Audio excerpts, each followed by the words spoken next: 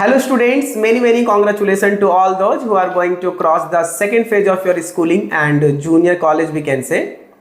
So from 10th of February 2026 your examination is going to start for HSC Maharashtra board students, right? So I had some points for you related to exam and examination center. So the first point is कि आपके hall ticket में आपका examination centre का नाम लिखा हुआ रहता है।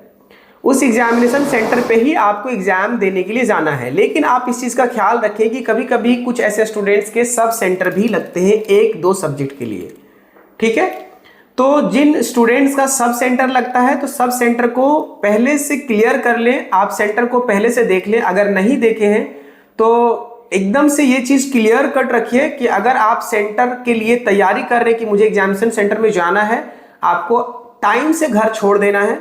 लेकिन ध्यान रखिए कि फर्स्ट पेपर के दिन आप मिनिमम 1 घंटा एक्स्ट्रा लेके चलें, ताकि अगर आपको रास्ते में कोई टर्ब्यूलेंस हो, लाइक ट्रांसपोर्टेशन से रिलेटेड कुछ प्रॉब्लम हो या फिर रश हो, तो इन दैट सिचुएशन आपको क्या करना है, वहां पे आपको एक्स्ट्रा 1 घंटा लेके चलना है। दैट विल मेक अप और मैनेज द ट्रैवलिंग टाइम। इस बात का आप ध्यान रखिए। और उसके बाद जैसे ही आप एग्जामिनेशन सेंटर में जाते हैं तो एग्जामिनेशन सेंटर में इन करने के लिए आपके पास 2 चीजें होनी चाहिए। पहला, हॉल टिकट होनी चाहिए, वो भी ओरिजिनल, और दूसरा आपके पास एक आईडी प्रूफ होना चाहिए, आधार कार्ड या फिर आपका वोटर आईडी कार्ड या पासपोर्ट, जो भी चीज़ें आपके पास आईडी प्रूफ के तौर पर जिसमें आपका फोटो लगा हुआ है वो एक्सेप्टेड होता है। एग्जामिनेशन कैंपस में जाने का ये 2 चीज़ें इंपॉर्टेंट हैं।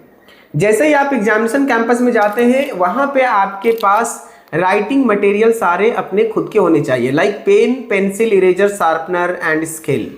ये बेसिक चीज़ें हैं जो एग्जामिनेशन में बैठने से पहले आपको तैयार रखना है।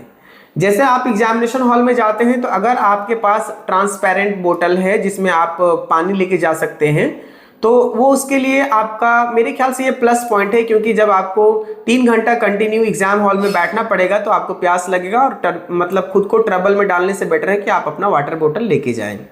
आपके साथ में अगर एक नैपकिन हो तो ज़्यादा बेस्ट होगा, क्योंकि स्वेटिंग भी होती कभी कभी। सारे कॉलेजेस के पास में एयर कंडीशन क्लासरूम नहीं है और समटाइम्स कुछ ऐसे बैकवर्ड इलाके में भी सेंटर पड़ती है जहाँ पे इलेक्ट्रिसिटी की भी सुविधा नहीं होती। तो उन सब बच्चों के लिए इस बात का ध्यान रखना है कि आपके पास एक नैपकिन हो। तो मेरे ख्याल से नैपकिन लाइक हैंड कर्चिप वो बहुत बेस्ट होगा, ठीक है। हैंड कर्चिप, एक छोटा सा कॉटन का रुमाल रख सकते हैं।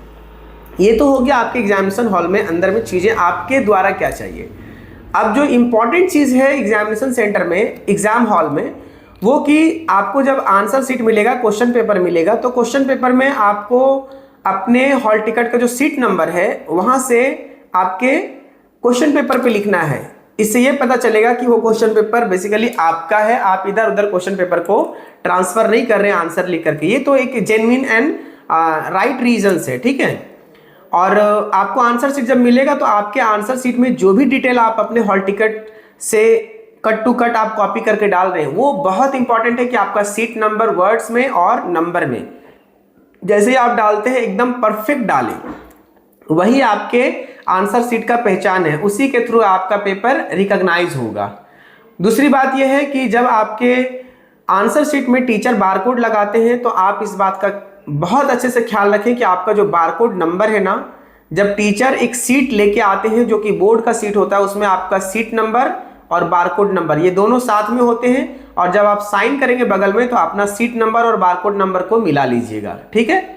एंड फाइनली आपके एग्जामिनेशन हॉल के सुपरवाइजर आपके आंसर सीट में एक होलोक्राफ्ट नाम का भी स्टिकर लगाएंगे जो कि ब्लैक कलर का होता है और वो आपकी इंफॉर्मेशन को हाइड करता है, ठीक है। और एक लास्ट इंफॉर्मेशन ये है कि जब भी अगर आप एक्स्ट्रा पेपर लेते हैं या फिर सप्लीमेंट जिसको कहते हैं सप्लीमेंट लेते हैं, तो उसमें भी अपना डिटेल उतना ही अच्छे से भरे जितना आपने पहले पेपर में भरा है। और फिर उसके बाद में एक होलोक्राफ्ट स्टिकर जो है आप उस डिटेल को हाइड करने के लिए उसके ऊपर अपने सुपरवाइजर से लगवाएं। और अगर कभी मिस्टेक हो गया सुपरवाइजर से तो आप उनको याद दिलवाएं कि सर मेरे सप्लीमेंट में स्टिकर नहीं लगा है। याद रखिए कि आपके सप्लीमेंट वाले पेपर में कोई बारकोड स्टिकर नहीं लगेगा, ठीक है। तो इस बात का ध्यान रखिए और मुझे पूरी उम्मीद है कि ये सारी इंफॉर्मेशन को अगर आप एग्जामिनेशन से पहले अगर ध्यान रखते हैं और चीजें समझ के जाते हैं एग्जामिनेशन हॉल में तो आपको कोई प्रॉब्लम्स नहीं होंगे। Last but not least, wish you all the best for your exam.